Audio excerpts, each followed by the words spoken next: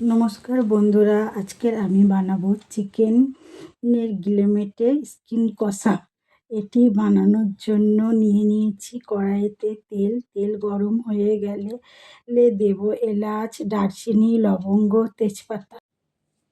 সুন্দর একটা গন্ধ বেরালে দেব কুচনো পেঁয়াজ দেওয়ার পরে তারপরে দেব আদা বাটা, রসুন বাটা, কাঁচা লঙ্কা বাটা, টমেটো কুচি, চেরা কাঁচা লঙ্কা, হলুদ গুঁড়ো, লঙ্কার গুঁড়ো, জিরে গুঁড়ো, ধনে গুঁড়ো সব দিয়ে ভালো করে মশলাটা কষিয়ে নিয়ে তারপরে মাংসগুলো দিয়ে ভালো করে কষিয়ে ঢাকা দিয়ে দেবো।